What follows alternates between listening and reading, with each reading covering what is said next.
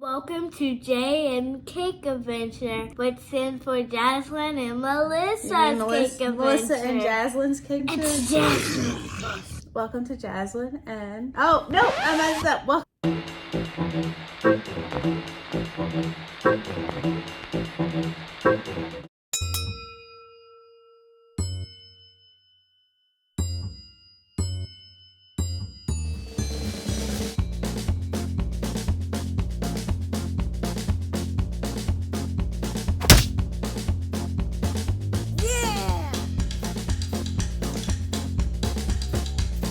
Here's some entertainment.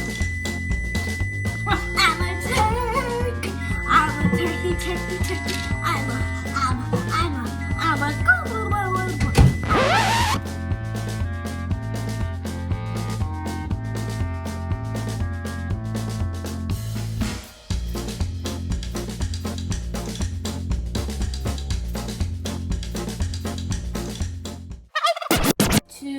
Today, episode is called Sculpting. Get something sweetness. Sculpting sweetness. Today we'll be talking about different things that you can sculpt with for cakes. Of course you can sculpt cake, but we're specifically going to talk about Sculpting like Gumpaste, Fondant, and modeling chocolate. That's right. So what we'll do is we'll go through what each of those are, and then on today's episode we will actually make modeling chocolate, and then we'll let you know what's coming next. So for purposes of this episode, we are actually going to talk about the gum paste that you can find at a store. So I shop at Hobby Lobby a lot, and they have pre-made gum paste in a container. And I work with this. You can make it yourself. You can use different brands, but I like that it's gum paste. easy access and affordable.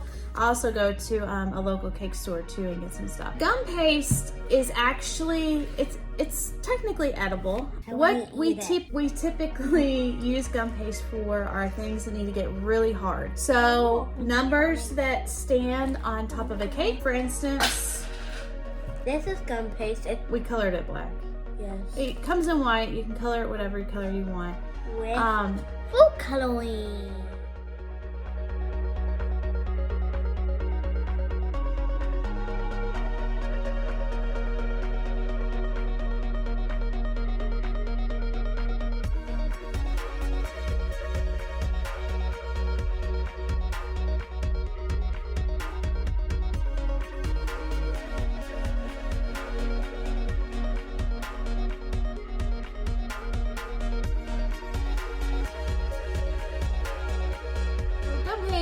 Numbers standing on top of a cake, for instance, I make it out of gum paste. Sorry, I had to go down. Flowers can be made out of gum paste. Flowers can be made out of many things, but the flowers that look real so that you can get the gum paste super thin, like as thin as a petal, a flower petal, you use gum paste because it will harden. You can put wire into it. Eat black. Your mouth is gonna be black by the end of this.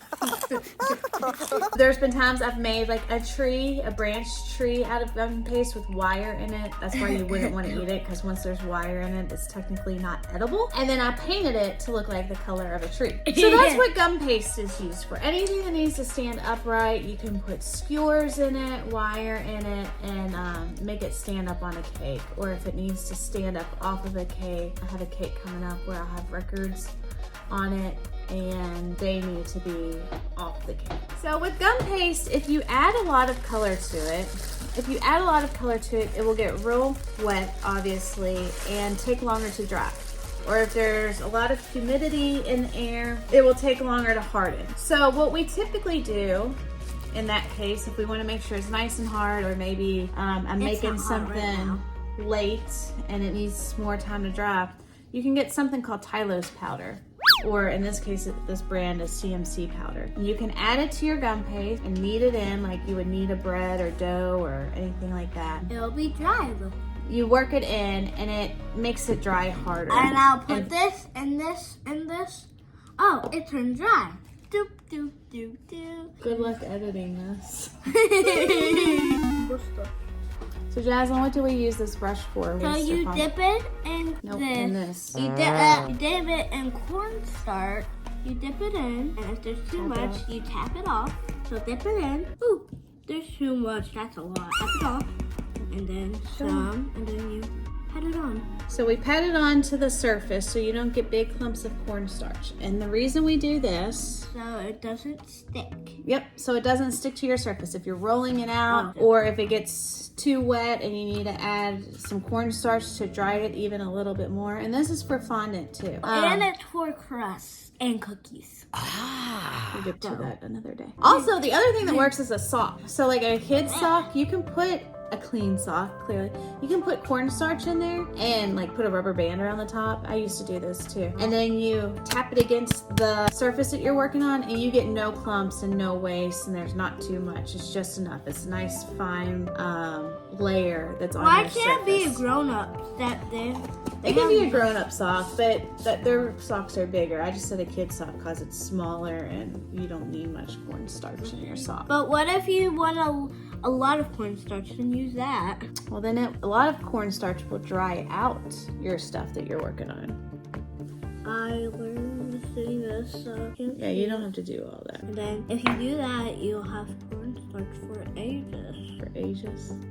On your thing, and then I'll just karate chop it into an eyeball. Wow! So the next thing I'm going to talk to you all about is fondant. Fondant, if it tastes good, it typically has like a marshmallow flavor. Again, we colored this fondant red. You can get fondant that's already pre-colored, which is nice if you don't need it. If it dries, it looks like this.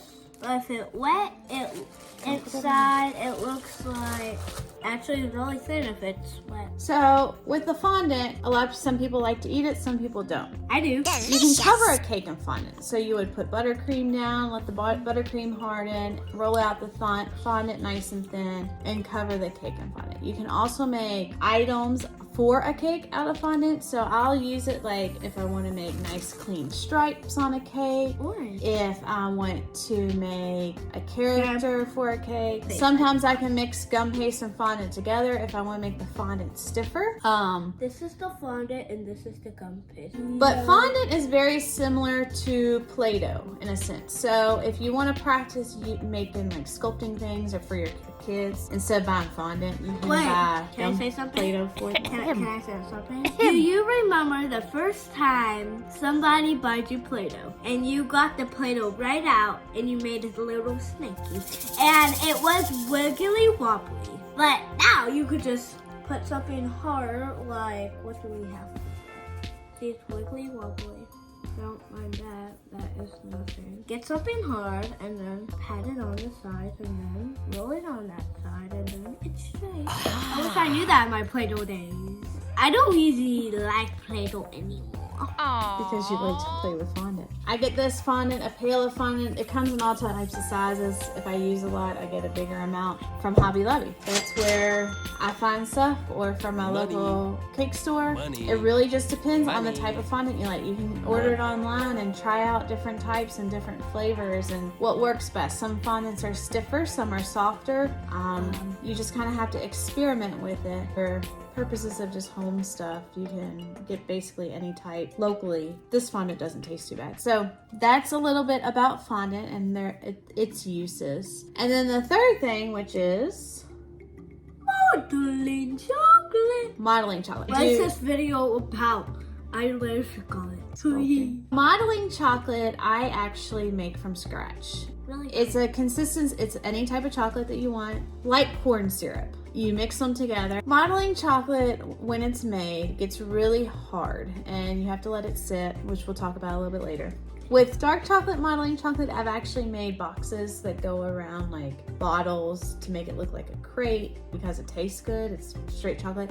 I've made cakes that have it on the outside to make the cake look like a tree, because with modeling chocolate, it gets so hard that you can actually use sculpting tools to create things. Sometimes I'll make, if I want to get real detailed, I'll use modeling chocolate as a base so it's nice and hard before I apply fondant to it. Almost like it's just the underneath sculpture and then the fondant adds the color. So there's a lot of things you can do with it. can't use the same recipe for all types of chocolate because the fat content and the cocoa content and different chocolates or candy melts is all different. So you'll have to look at recipes, and it does take practice to make it. But once you get the hang of it, you can do so much with it. I've made like antlers with it, with white chocolate, and dusted the colors. So we're going to make modeling chocolate next and show you a little bit about that. On with it, though. I am thrilled. On with it, though. So now we make our modeling chocolate. First thing we need to do. Bigger on the camera. You are. Hold on, let me scoot the camera back. Yes, right here. No worries. All the rest of your days. It's so happy for me. So happy. I don't even know the way. We have a little scale. I recommend a scale. They're not expensive. Ooh, I'm big enough for this one has lasted me for 8,000 years. Ages, as Jazlynn would say. Let's play with the light. Stop. It's all right. It's all right. Oh, wow. No. Wait, there's blue too. Let's switch them. Oh, yeah. We're going to put this on our scale, tear the scale out, which means make it go to 0, and then put our chocolate chips in there. I'm not going to steal one. It's chocolate. We always steal chocolate chips when we're baking. Who doesn't, right? Yeah. We need 12 ounces. Can you pour 12 ounces in here? Okay, I'll pour it.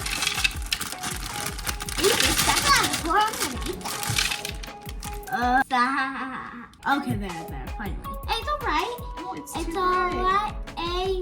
We're at 10 ounces. How many more ounces do we need to get to 12, Jazlynn? How much ounces? We're at 10. We need 2. 12. Yep. Baking is great for math. I want to know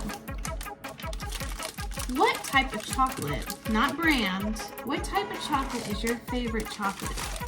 This is dark chocolate. This dark chocolate's my favorite. It's bitter. Yes, But there's dark chocolate, milk chocolate, white chocolate, which I don't really consider chocolate. I hate white chocolate. What's your favorite type of chocolate? Leave it in the comments. I bet the majority of people like milk chocolate the best. It's just sweet. I like it. It's just sweeter. I like dark chocolate. We're still at 12 ounces even though we're eating out of it. The next thing we're going to do is we are going to warm up this chocolate. We're going to melt it. We're going to use it in the microwave at a low power so we don't burn it. We'll take it out on occasion to stir it to make sure that it's melting evenly through because microwaves don't melt evenly through. You can also do it in a metal bowl or in a bowl over hot water. It's called a double boiler if you would prefer to do it that way. We're going to do that next. So our chocolate is melted and we now have our corn syrup in here. I'm going to warm it up just for a split second so it's about the same temperature as the chocolate. It's just better when things are about the same temperature. They just mix together better. Okay, so I have the corn syrup ready. I'm going to put this into a bigger bowl because it's going to be easier to mix it together versus in this measuring cup that I have. So I'm pouring the corn syrup in. I'm going to mix it gently. You don't want it to overmix. You just want it to come together. If you overmix it, it will cause the oils of the chocolate to come out and seize. So you have to be real careful. Okay, that's about as far as I'm going to mix it. If I keep mixing it too much, then it's going to seize up. Now I've laid down a piece of clear wrap on the countertop. And what I'll do is I'm going to pour it out onto the clear wrap, and I'll wrap it up and let it sit at room temperature overnight before we use it for our next thing. We're going to show you all how to make a chocolate rose. Oh yeah. So now that you've learned just a tad bit about each of the types of mediums that we can use for sculpting. So fondant, which is this. This is Gumpaste and modeling chocolate frosting. On the next episode, we'll be sculpting something together. Do you want to give them a hint? It's a dog. It's a dog. That's the only hint we're giving. It's blue. And that's all. And we'll see you next time. Bye. So the month of March is our birthday month. And her birthday is 4 days before mine. And mine is close to St. Patrick's Day. So what we want to do for our birthday month and my friend Emerson It was born 4 days before me. So they had the same So what we want to do for our birthday month is we want to reach 100 subscribers. I thought of 110. I mean, if we reach 110, that would be great. So, if we reach 100 subscribers, we will do a donation of dessert. giveaway. Giveaway. But it'll be a giveaway. I think we're any going to do some sort of cookie so that we can ship it in case the person that wins is not local to Louisville, Kentucky. So help us reach 100 subscribers, and then we will do a giveaway. Or 110, that would be even better. Or 1,000. Like and subscribe. See? I'll put it right there. Press it right now. Right now. Right now. Right now. Right